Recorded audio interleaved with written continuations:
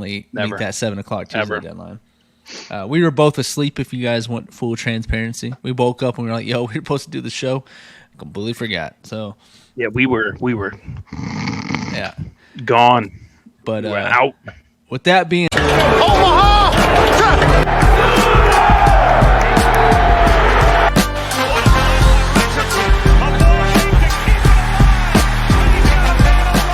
said, watched a lot of the combine going on, and of course the big talk is Anthony Richardson and CJ Stroud and company. But before we get to them, let's talk about our winners and losers of the combine.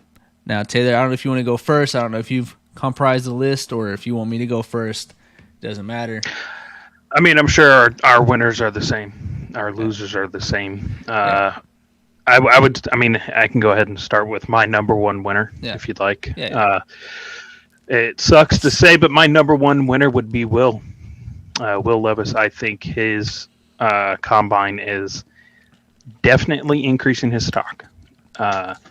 The kid's got a cannon, as he puts it, cannon and mayonnaise. And some good hair. He had some good hair. I'm not gonna lie. That man's hair was flowing like a golden river. I'm not gonna lie, it was flowing. It was good. He actually impressed me. It was definitely surprising. I know a lot of people are probably gonna say, "No, we knew Will Levis was like this. You know, we knew he had an arm." The only problem I have with Will Levis is while he has a cannon for an arm, it is not an accurate cannon. Yeah. That's the downfall. If they can reel that in, whoever drafts him, and they can, get him throwing dimes, then Will Levis might be a sneaky quarterback to pick up in the draft. Yeah. But I'm still not sold on him, but he did help his stock. So that would be like my number one winner. I agree there. I think here's the thing about that sucks for Will Levis is he went first, and in his group he was the clear. It kind of helped him because in his group he was the clear quarterback, in that throwing group. But he was going against I think he had Hainer and Bagnett. Hainer. Hainer looked good. What? No, I'm saying ooh. Oh, yeah, okay, yeah. Hainer, I'm not saying ugh. Ooh. Yeah. Hainer definitely looked good. What is going on here? I don't know what's going on with my PC, dude. But yeah, Hainer looked good. And the only problem with Will Levis was his throwing to the left. That was kind of his main concern, main issue. And I think he looked pretty good throwing to the left at the combine.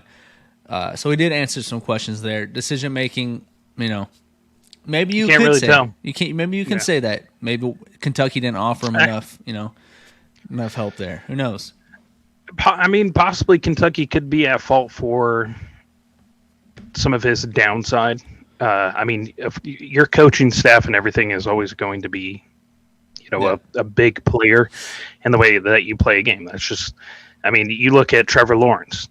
You have this year. You have Doug Peterson, and Trevor Lawrence is playing like he's trying to win a national championship. But the season before that, you have the old Ohio, Florida great Urban Meyer, and hitting on 19-year-olds. Yeah, trash. Yeah. So coaching does make a huge difference.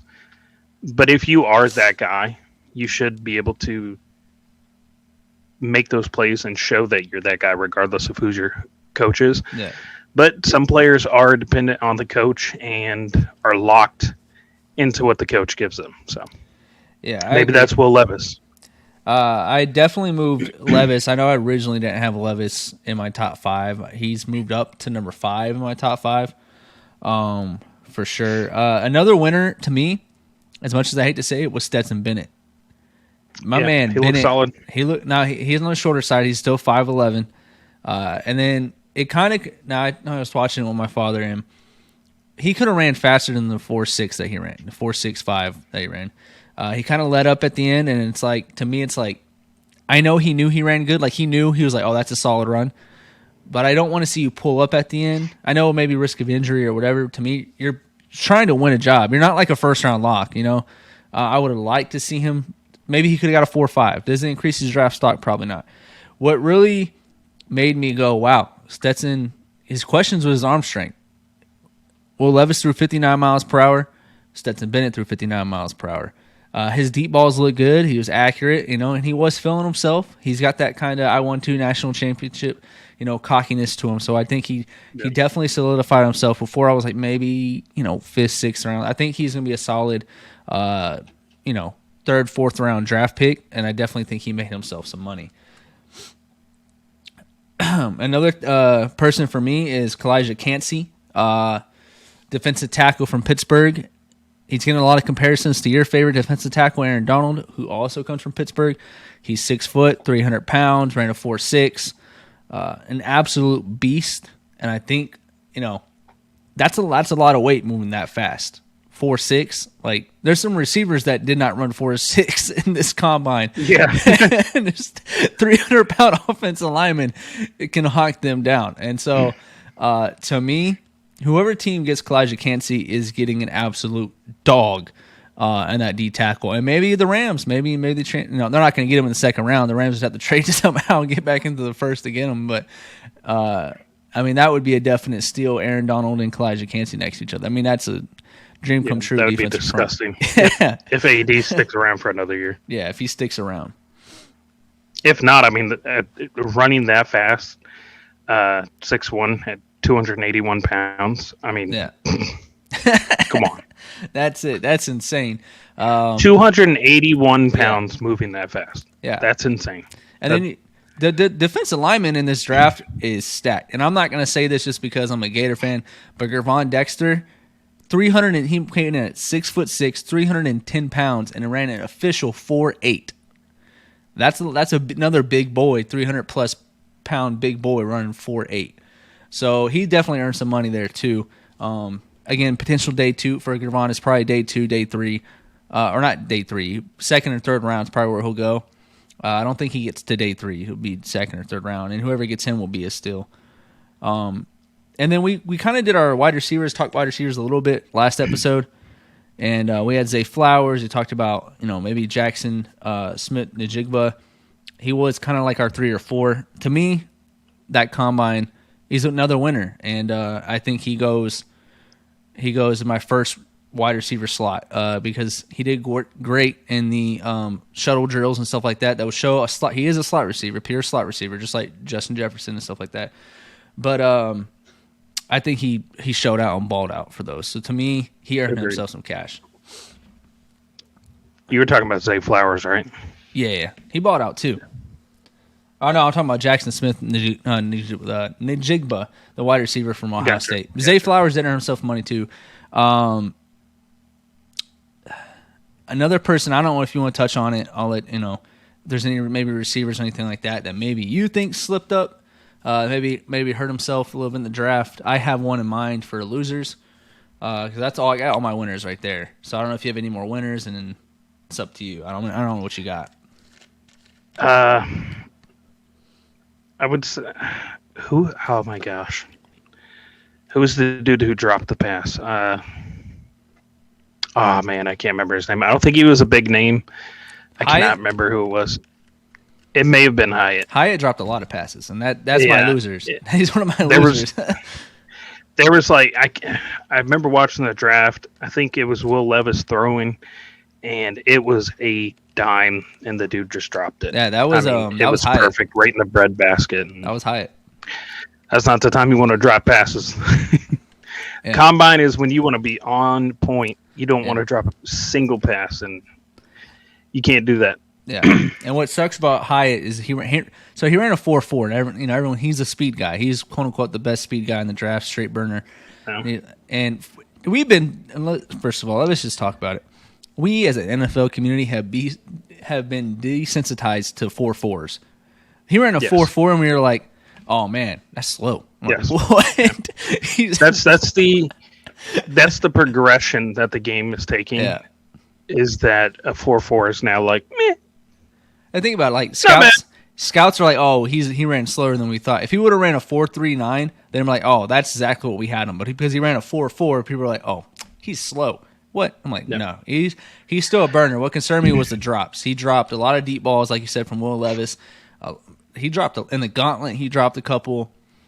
It just that is something that you can work on, of course. And you know, this could be a nerve thing. You know, it's the combine. There's you know, it's not just fans in the stands watching you. Yeah. Everybody majority of the people in that building are watching you and watching every single detail about you and making a note on you.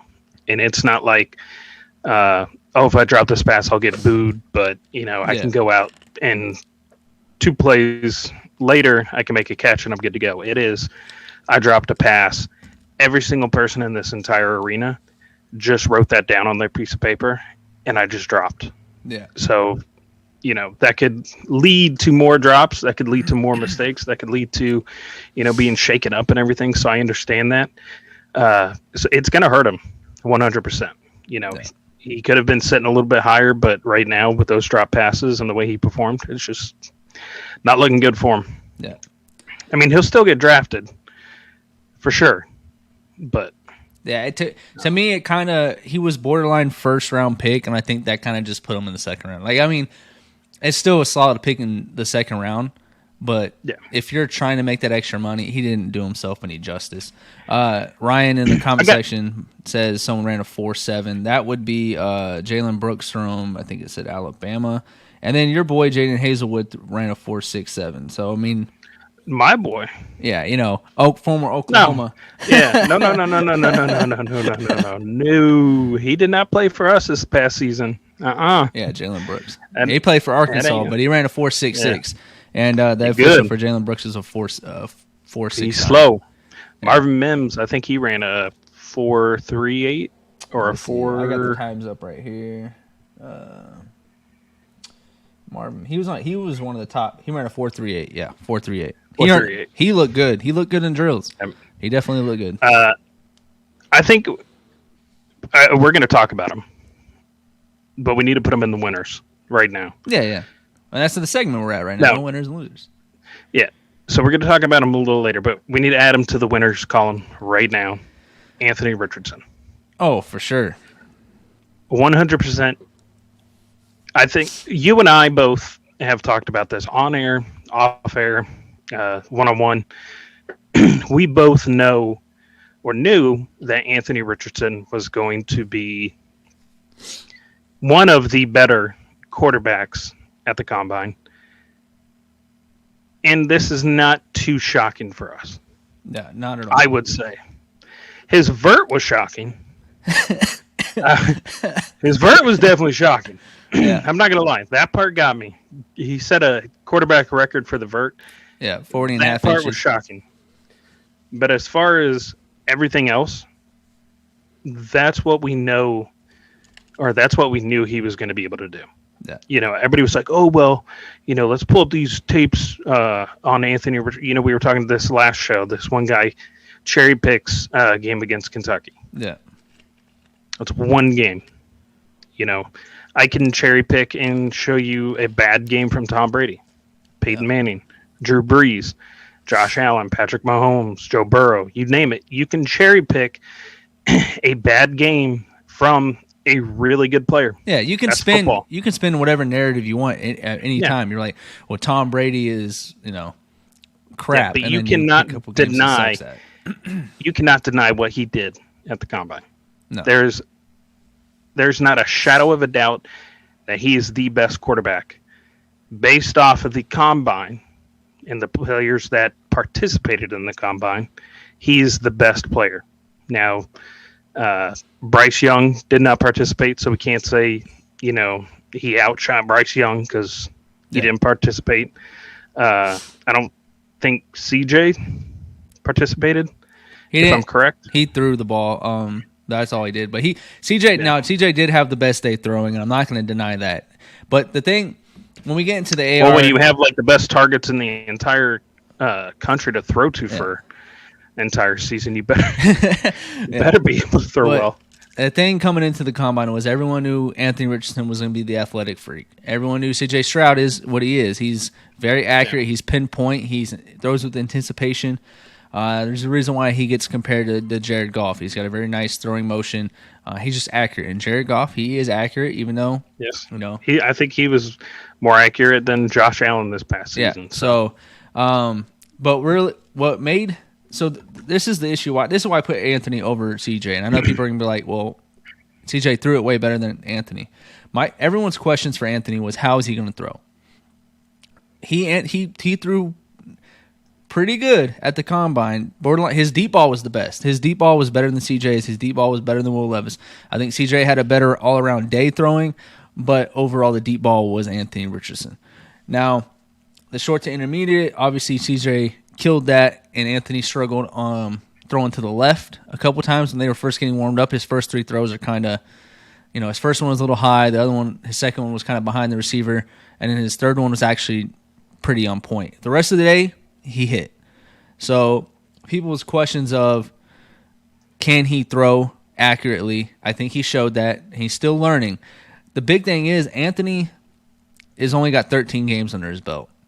So you can still mold him, and it's the physical tools, right? His attributes, any quarterback in this draft, he's got the highest ceiling. And I was talking about this with my dad. It was, CJ, you know what you're getting with CJ. You're getting a good quarterback. You know what you're getting with Bryce Young. You're getting a short quarterback, but a good quarterback. Anthony can get molded into a great quarterback. And if Anthony's molded right, could be a top 10 quarterback in this league.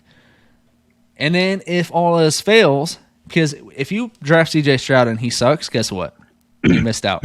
You draft Bryce Young and he sucks, You missed out. If Anthony sucks at quarterback, you can move him to tight end. Everyone's like, about the 40-inch vert doesn't matter about quarterbacks. 40-inch vert doesn't matter. Okay, that's cool. But when 5 years down the road... He proved in college that his vert is essential with the game, that the game is developed. Can't remember what team you guys were playing. He hurdled. One, hurdling. Josh Allen does it, It's if you're a running quarterback, you're going to hurdle. But he pump faked. Then had two defenders coming at him. That was Utah. I was there. Literally just jumped over the dudes, threw the pass, touchdown. Yeah. I mean, that proves right there that, it is essential in this new game of football. It's not your, Peyton Manning days anymore. Yeah. Peyton Manning style quarterbacks are no longer. I mean, they can still be utilized in the right system, but if you have a quarterback like that and he gets pushed out of the pocket, and then you have two defenders rushing him and he's able to see a wide receiver wide open and then just leap over the defensive lineman and then launch a pass. I mean, how are you going to discredit that? Yeah. And I mean, right there for me, that's like, that's the guy I want on my team, Yeah. And come on. And realistically, every year you get these quarterbacks, right? And there's always like 5 or 6 guys that get talked about. And realistically, 1, maybe 2 hit. They're actual quality players. And the last year was just Justin Fields and Trevor Lawrence. That was it. Or Kenny Pickett, that was last year. So 2 years ago. We're still waiting on Kenny Pickett. And to be honest, that Kenny Pickett's the only one that, to me, shows like any promise. But so if you're going to know, if you know these statistics that, look, these guys, we're saying, CJ Stroud's a guarantee, Bryce Young's a guarantee, X, Y, and Z is a guarantee. You don't know that because history proves that those guys, Carson Wentz was a quote-unquote guarantee. Jared Goff wasn't quote-unquote guarantee. Now, Jared Goff looked good with the Lions last year. He did. But he did struggle a couple years with the Rams. I know they got to a Super Bowl with the Rams, but there were some years that Jared Goff gave you a headache, just like Carson Wentz gave my Philadelphia Eagles a headache some years, and the Colts and the Commanders. So these guys that we call slam dunk are just not slam dunks. It's the same thing with Patrick Mahomes and his draft year, with how far he fell and who was taken above him. Nobody above him at the quarterback position has outshined Patrick Mahomes. Now, who was Mitch Trubisky was in that draft class. It was Mitch Trubisky. Yeah. It was he was a slam dunk. It was the Bears, and then right after the Bears, it was the Chiefs, and the Bears took Mitch over Patrick Mahomes. Yeah, that's how the draft goes. Yeah, that's how it's going. It's this past couple of drafts. Zach Wilson was everybody was like, oh, a top draft pick. The Jets are going to be solid. They got a nice young quarterback. He played well at BYU. I thought he was going to suck. So I might have been outlier. I'm not going to lie. Look, I'm not going to lie. I try and keep up with all the players I possibly can. Mm-hmm. I try and watch every single game I possibly can. When Zach Wilson was drafted, I had absolutely no idea who the kid was.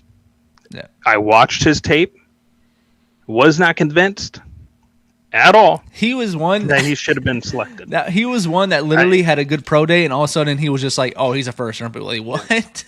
Where was this kid all year? That's also another thing. That's another thing is the combine and the pro day. You can change your entire narrative. Oh, yeah. Everything about you can change. Like we'll bring up Max Duggan. Everybody said, "Woo, Maxie boy."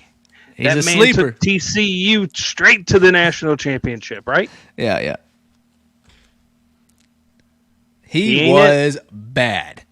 He was bad. And I was saying, like, he always get like kind of like a Rudy effect, right? He's like kind of underdog.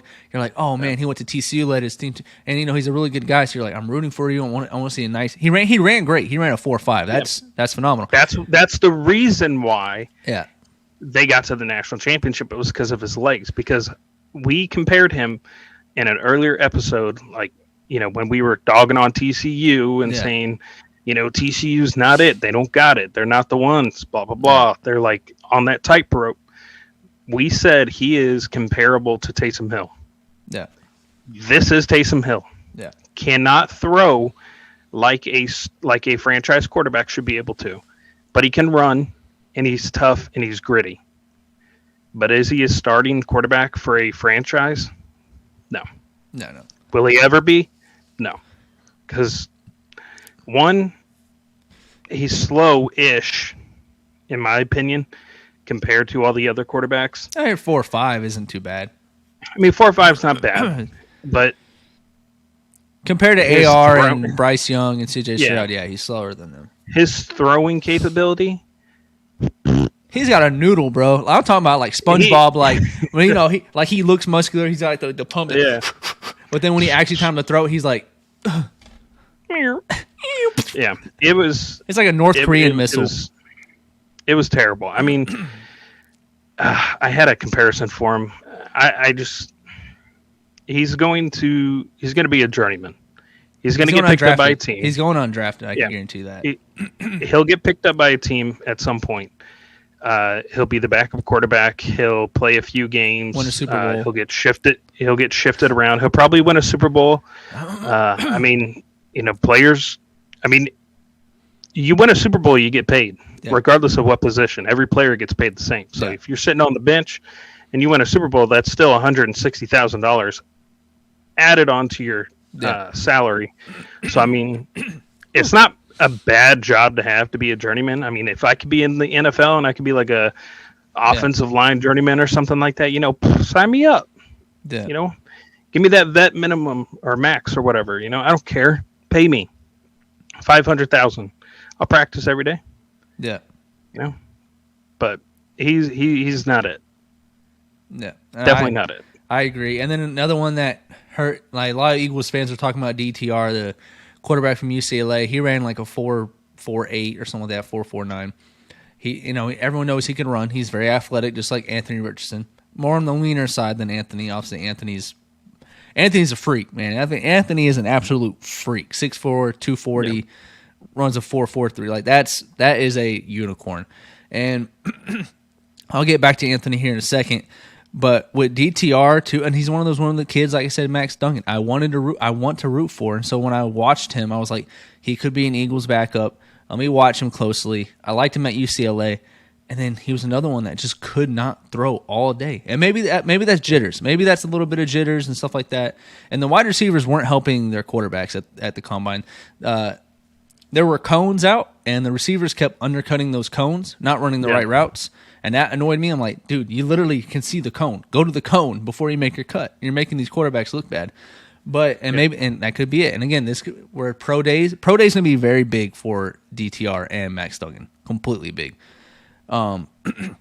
Another one that I thought was maybe a loser on that day. But going back to Anthony Richardson, we're just talking about these quarterbacks, and I told him, everyone says that they use the word unicorn, right? Kyle Pitts, unicorn of the tight end position, one of one. Anthony Richardson, 101, and bigger boom or bust, right? So you walk up and you see this mythical creature, this unicorn. You're like, oh my God, I found a unicorn. And you walk up and you get closer, and it could be a unicorn, and you just made the biggest discovery on the planet Earth. And you found that gem that can make you millions of dollars. Or you walk up and you find a thoroughbred horse with a cone on its head. Yeah. And guess what? You still got a thoroughbred horse. So it might not be a unicorn, but you got a horse. So again, if Anthony straight from Saudi Arabia, yeah, I mean, this is the one you put your, I'll put 2,000 on this horse right here. And so with Anthony, that's the upside, is you could get a unicorn, but at the very lowest, you're getting a thoroughbred horse. Yes. Now he is still a little Mustang, so you do kind of rear that horse in a little bit and get those mechanics down. But if you get those mechanics down, that unicorn is going to take you over the rainbow. We're getting a little mythical over here at the booth, studying some cryptozoology over here. But but Anthony, it's so hard not to like. One, he's a great guy. He's a volunteer fireman. He's sitting there crying about, just talking about his mom and how she shaped him and everything like that. Everyone in the towns of Gainesville loves him. So you're getting a good high character guy. He's got a cannon of an arm. His deep pass is great. Again, his short to intermediate, you do need to fix. He does make progressions, but he does need to speed up the clock. But that just comes with time. But to me, it's like Patrick Mahomes. Like, who in this draft Patrick Mahomes is the peak, right? So you got to try how do you get close to the peak? Which quarterback in this draft gets you as close as possible to the peak if you can capitalize on their upside? And to me, that's Anthony Richardson, because he has a bigger arm than TJ, but he's just a better overall athlete than both the other two. Anthony Richardson is taller than Derrick Henry. Mm-hmm. Derrick Henry is one of the tallest players at a skilled position. He is faster than almost every wide receiver on a current roster. He is he could throw the ball further than almost every quarterback on a roster right now. Outside of like 2 or 3. Yeah, he is that guy. I'm he's a dog. As an Oklahoma fan who's soon to be a rival of the Gators, which I'm looking forward to, because it's going to be fun. That's going to be fun. Even if we lose, I know we're probably going to lose out in the the first couple of years, but just to have that rivalry is going to be fun. But you never want to root for your rivals. So as of right now, knowing that the Gators are going to be rivals, I'm a Gator hater. I got to be a Gator hater.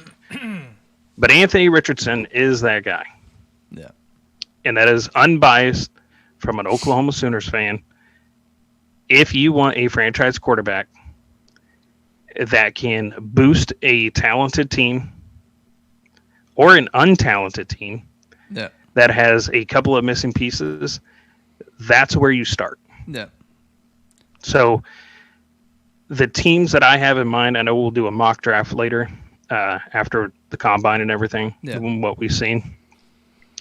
My fit for him is 100% the Colts.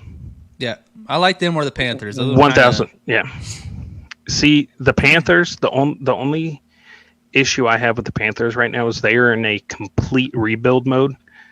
They gave away the best running back in the league right now. They traded away Baker Mayfield. They have yet to start Matt Corral. They have yet to indicate that they want to start Matt Corral. So that's a wasted pick. Their wide receivers are average at best. They've got some talent, and it's going to formulate in the future, but right now, it's just not there. Their offensive line is mediocre, and their defense is above average, but adding Anthony Richardson, it would take way too long for the You wouldn't see the upside. return. Yeah, you wouldn't see a return for a couple years. If you put him on the Colts, you have Jonathan Taylor. You have a better offensive line than most teams, in my opinion. You have some decent wide receivers. You have a pretty solid defense.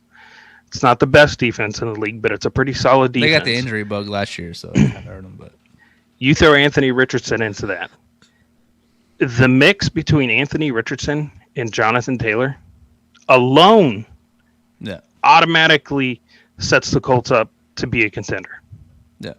In my opinion. And having a coach that's an actual coach and not some dude that they just pulled out of the bar that played for the Colts for like 15 years is going to elevate them even further now. You know, they have time to get the coach established. Hey, look, here's our playbook.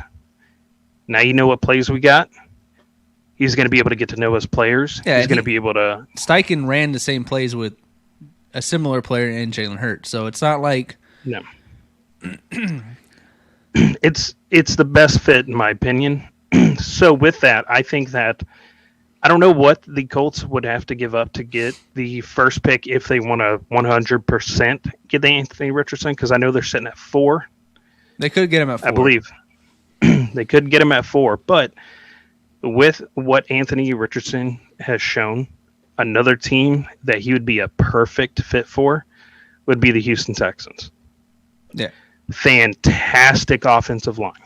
Dameon Pierce. A fantastic running back who is young. Who also went to Florida. They played together. So yeah. And you have a unproven, because he hasn't played because he was going through chemo and everything, wide receiver in John Mechie. You have a pretty weak defense. It needs some beefing up. But with what they have this past season, they took the Cowboys to the brink. They took top teams to the brink with what they had, with Davis Mills, who is a Dollar General Eli Manning. Yeah. You plug in Anthony Richardson into the Houston Texans, contenders, now, straight up. I like your Texans thing. Obviously, I agree with the Colts. I'll speak on the Texans right here. If they draft Anthony Richardson with the second pick, they still have pick number 12. And you talked about that defense, and this came up, is Jalen Carter, number 1 defensive lineman in the draft, by far. He's a phenomenal athlete, but he did have some legal issues happen before the combine, which could hurt his stock, could make him slide a little bit. We've seen that in the past. At pick 12, if he slides to 12, they get Anthony Richardson and Jalen Carter.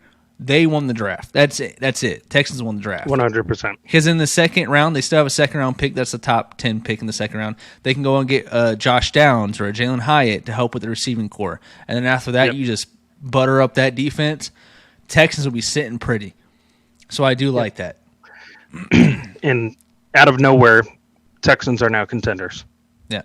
That's how quick the game can change. I mean, they won't be there. I don't want to say their first year because Anthony does have some growing to do. And if he gets thrown in there early, which with the Texans he might be, kind of learn on the fly kind of thing, you might see that second year, maybe third year, it'll be more contenders. But that's where Dameon Pierce will come in heavy. Yeah. So if they get Anthony Richardson, Dameon Pierce is going to be the one who carries the most weight because you're going to have your young new quarterback Anthony Richardson plus your young wide receiver who's unproven because he didn't play his first year, so he's out an entire season. Yeah, you know, hasn't played in the NFL, hasn't played college ball, nothing for an entire year. They're going to have some mistakes. You know, there's going to be miscommunication. There's going to be routes that are ran that shouldn't have been ran. There's going to be balls thrown where balls shouldn't have been thrown. So it's going to be a Dameon Pierce show. Dameon Pierce ain't one to shy away from because that man can run the ball. He'll run you over. And with that offensive line that they have, there are too many holes that open up for them not to succeed. Yeah. Because if Anthony Richardson cannot get a connection going with his wide receivers, his tight ends, with the holes that open up, he can make those plays. Yeah, just run a speed option. He can get you. Yeah, he can get you that first option. down. Yeah, he can. When a play crumbles, he can get you that first down. He can get you close to the first down. He can pick up whatever you need him to pick up. Yeah, that's where that threat comes into play. But it's the same thing with the Colts. Jonathan Taylor would be the guy who's taking the brunt of the plays throughout the season because he's the one that's solidified. The wide receivers for the Colts to me are all like they're average. They're wide receiver threes on every team. I say Michael Pittman could be a wide receiver too, but that's kind of they're lacking. They're lacking speed. The Colts are lacking speed at wide receiver. That's why I like in round 2, I would like for them to get Jalen Hyatt or one of these faster receivers. Because they got a bunch of big guys, Michael Pittman, Alec Pierce. They got Jelani Woods, the tight end, and Wiley Cox. These are all tall, but they're slower guys. If you want to utilize Anthony Richardson and his giant arm, you got to have some burners. You got to have that, like just what Pat Mahomes had with Tyreek Hill and Markel Hardman, and Kadarius Toney this past offseason. You got to have some absolute burners because with Anthony, you're gonna want to go deep because he has the arm talent. You're wasting it if you're just doing dink and dunks. So you don't want to turn somebody that has the athletic ability and the arm strength of Anthony Richardson into a Tom Brady-esque player who is a just check down player. Tom Brady was the check down king. It worked for him. Yeah. But Tom Brady didn't have the speed. Tom Brady didn't have the athleticism. Tom Brady didn't have the, freak inside of him. Tom Brady was just a highly intelligent quarterback who knew how to win games. He was a high IQ player with zero athleticism. Anthony Richardson is a high IQ player with Cam Newton stature. Cam Jackson, as he put it. Yeah. I mean, the dude's a freak through and through. So, I mean, whoever gets him, wherever he lands, it's a steal. Yeah. I pray, and I hope the rumors that I heard are incorrect, that the Seattle Seahawks are thinking about drafting a quarterback. And they are very interested in Anthony Richardson. That concerns me because you just signed Geno Smith to a 3-year, $110 million deal. Mm-hmm. I believe it's 110. And it was like, I think 55 guaranteed, something absurd. That's a lot of money. Geno played. Geno played well. He deserved a contract. But you don't sign somebody to a 3-year contract and then draft a player like Anthony Richardson. But to counterpoint, I mean, they could always do the Green Bay Packers Jordan Love thing where they make the Anthony sit for 3 years. This is different. This is different. Look, Jordan Love is a fantastic player, and when he gets his chance, he will shine. But this is completely different. He's not the athlete Anthony is. Yes. If the Seahawks are going to draft someone, so I know the Seahawks want somebody to learn from Geno. They want somebody to, get some, experience in the NFL behind a quarterback. Yeah. Every team likes that. We have a vet QB. We want a young rookie quarterback to learn from them. Wait till next draft. Caleb Williams is there. Drake May. There's plenty of quarterbacks that are going to be. Bo Nix is going to be there. There's plenty of quarterbacks that are going to be in that draft this upcoming year that they could easily snag. Yeah. Don't waste it on Anthony Richardson and have him sit for 3 years minimum. Yeah. Because 100 and something million. You gotta pay that. He's playing. Yeah, he's playing. He's playing. He's playing 3 years. There's no. You're benched second year, but you're still getting your money. That ain't happening. The Seahawks aren't going to roll like that. So I don't know. And they're calling it a short-term deal. 3 years. That's a long time. Yeah. 3 years is a long time in the NFL. 6 years is a long, or 3 years is a long deal in my eyes. 1 year, 1 to 2 years is short term. Yeah. I don't know. I don't see it. I know the Colts are before Seattle, so I hope they take him. Oh, I hope the they Colts don't will take him. If not, they take C.J. Stroud. But I think if they go with anybody, the Seahawks, they might go Will Levis. But I think the Raiders might take Will Levis. To be honest, the reason why I say that is because Mark Davis, the owner, he's just like his dad, who loved big time arms at quarterback. Like that was his main attribute, and that's what Will Levis obviously has. And I don't know. I can see him going to the Raiders, but so the Raiders are on the brink of rebuild. Yeah, in my opinion, they went out and they got Adams. Arguably the best wide receiver in the league. They got Darren Waller. To be honest, I think they're a quarterback away. They're a quarterback away. Yeah, they're a quarterback away, and they are a quarterback away from a complete rebuild. If that makes sense. If they screw up this next quarterback, then yeah, they're going to rebuild. They're on that edge where if they get the quarterback that they need, that can right out of the gate come in and start balling out, they're good to go. Mm-hmm. They get a quarterback that fumbles his first in his second year. Adams is gone. Guaranteed. Yeah. Guaranteed if whatever happens this upcoming season, if it does not play out the way that Adams wants it to play out. Adams wants to win, yeah. Adams wants to win. Waller could leave. Crosby could leave. I mean, it just depends on how their next probably 2 seasons go with the Raiders. Yeah, so I could see Will Levis going there. I mean, they like quarterbacks who can get you 7 wins, and that's about it. And it's not a bad team to go to as a rookie quarterback, though. I mean, say you got Devontae Adams, Hunter Renfrow, and Waller, and Josh Jacobs, like that's. I mean, it's a good place to land, but it's also a bad place to land. Oh, they ruin quarterbacks. Because you're going to be put on a pedestal. Yeah. If you go to who's somebody who has absolutely nobody,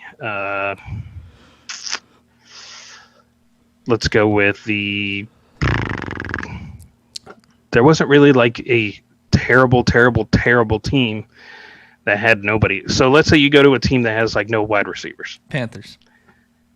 Okay, we'll go Panthers. You're not going to be expected to, win offensive rookie of the year. That's not expected of you. But if you have a player like Devontae Adams, you better show out. You better be able to make some connections and set some rookie records. Yeah. So that's the downside of that. And I know that Will Levis even came out and said that he's, capable of taking a team to a championship in his first year or something like that. Has that ever been done, rookie going to the Super Bowl? I don't think so. I think Big Ben was a second-year quarterback, I believe. Yeah. But that's the only one that comes to mind. Maybe Dan Marino? I think wasn't Aaron Rodgers' first Super Bowl? It wasn't his rookie year, but it was his first season starting, wasn't it? It might have been. I don't know. I don't have. I don't think so. Me, but I don't think so. Brock Purdy almost got there, but yeah. Anyways, that's my take on them. Yeah. And then to move on from Anthony Richardson, obviously we can talk about Anthony all day and the quarterbacks. Again, C.J. Stroud had a great day. Another winner for me is Nolan Smith. 4.39 defensive end. Like, that's moving. And to me, he was always a first-round pick, but it was kind of later, like pick 20-ish. I think he might have earned himself 10 to 15 range money. And, I mean, he was an absolute dog at Georgia. Injury bug kind of got him a couple times, and that's why he potentially slided in the draft. But then he shows up, and he runs a 4.39. That man definitely earned some money.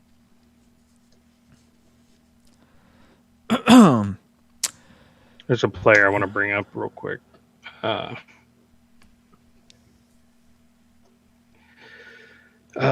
What's his name? What position?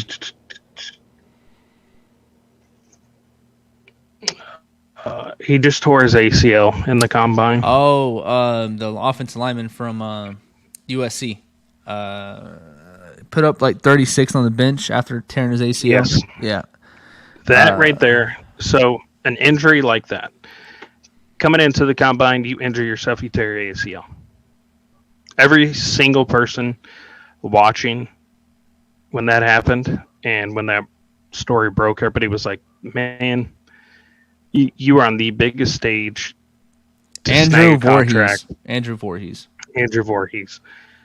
Biggest stage to come out, show off, get a contract, get drafted, what have you.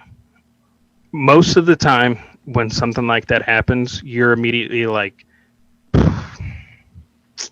that sucks. I mean, that could be career ending. That is, no team wants a guy that just tore his ACL. That's fresh.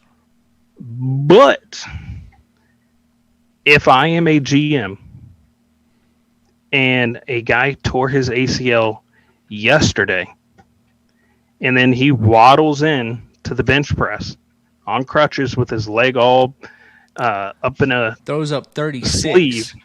Yeah, throws up 36. I think that's the most for this combine. Mm-hmm. Throws up 36. That right there boosted him back up for me.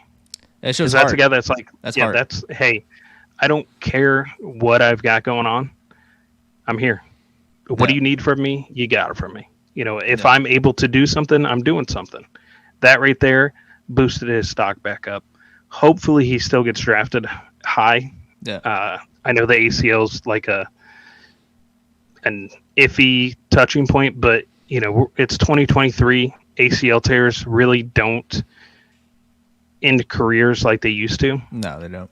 I think right around when Adrian Peterson tore his ACL is when like the ACL tear wasn't as much of a concern anymore because he came back and his next season back was insane.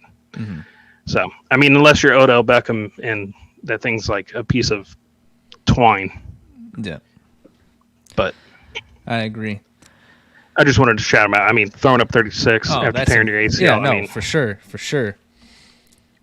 Now, before we move on to our next kind of topic, guys, I want to remind you, if you're watching from home or listening at Spotify, make sure you hit that subscription button and that bell notification for whenever we go live.